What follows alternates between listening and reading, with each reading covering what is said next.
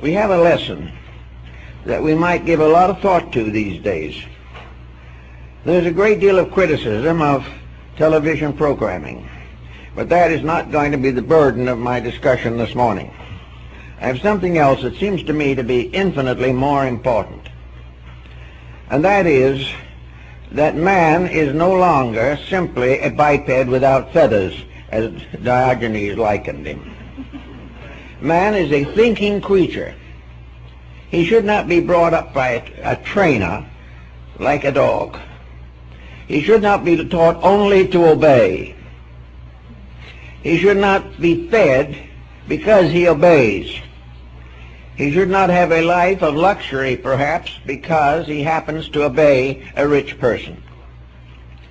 The actual problem is that the human being has a mind that was given to him to think with.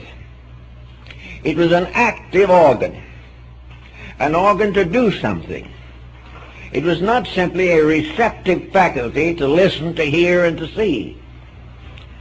Most people in various fields of activity never participate in those practices and policies which stretch the mental power and make it do things that we want it to do.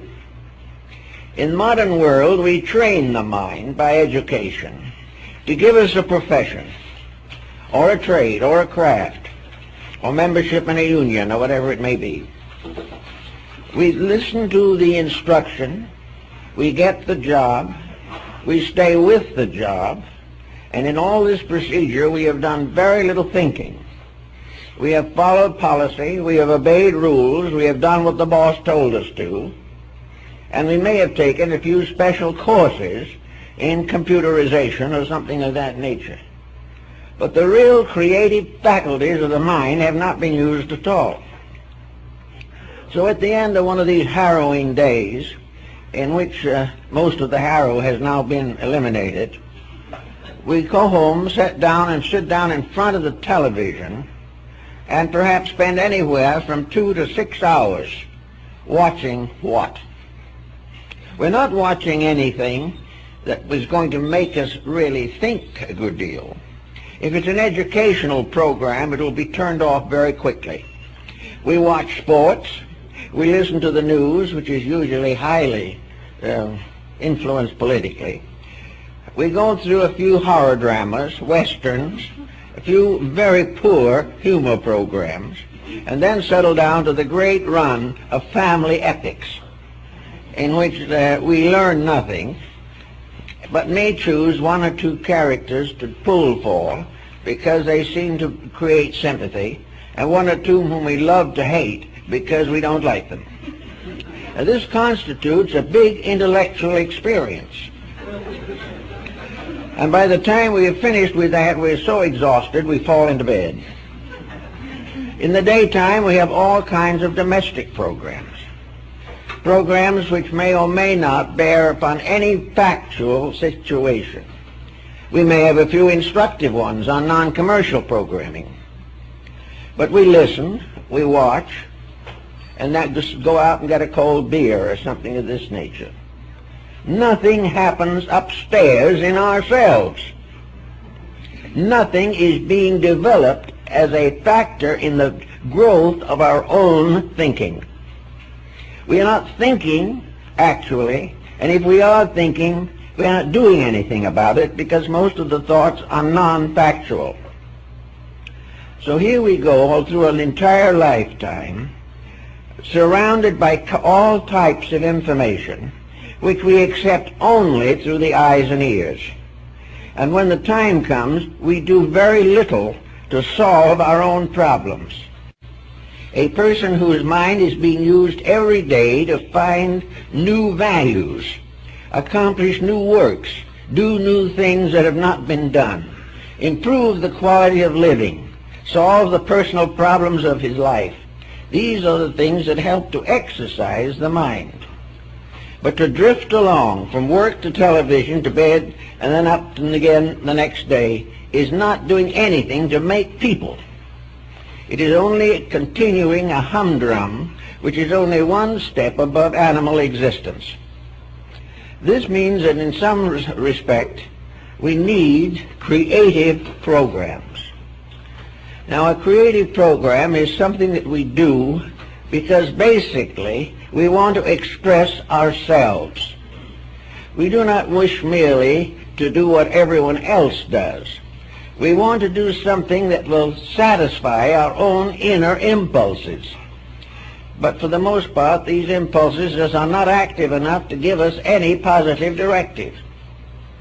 So it seems that one thing we have to do to get away from this hypnosis of the tube is to realize that we have faculties within ourselves that do not need to be subjected to this continual negative conditioning, that we are simply capable of thinking rather than merely of watching the antics of someone else. It's so everywhere today. In music, we have the same problem. We go and listen to a good concert and we applaud the performers, but for the most part, we do not think of putting ourselves under the discipline of music. Another individual is much interested in the dance, but he can barely stay on his feet on the ballroom floor. We see people that are interested in all kinds of crafts. They collect them, but they don't create them. Now, something has to happen to change our way of life from admiring the creations of others to the development of creative capacity in ourselves. So if we want to really have a great history, we can study our own inner lives. If we want a great theater, we can be both the audience and the cast. If we want any of the inner understandings which make for philosophy, mysticism, and so forth, they're all available inside of ourselves. The only thing we've got to do is bring it out. And we bring it out by dedication, gaining strength in the inner life just as the athlete gains it by daily discipline. By the proper mental, emotional disciplines, we can become healthy individuals in terms of our minds, our emotions, our hearts, and our jobs. These are the things we've got to work for. And if it means that we must do it, we can, with one quick twist of the wrist, get rid of most of the corruptions of society and face the fact that these are imaginary corruptions. We've got plenty of real ones. We don't have to build them up that way. What we have got to do is find out what corruptions are still lurking in us and correct them. And as soon as we correct the mistakes in ourselves, we begin to see better values in other people, because we see in others usually what we are ourselves focused upon. So don't let the great big bad tube get you. Be very careful about it, and when uncertain, turn it off. And you'll find that if you turn it off to do something interesting, beautiful, or wonderful, you will never miss it again. You cannot turn it off successfully, however, until there is something you want to be or something you want to do right then and there that is more important than the tube. If you think it out that way, I think it'll work out all right in the end.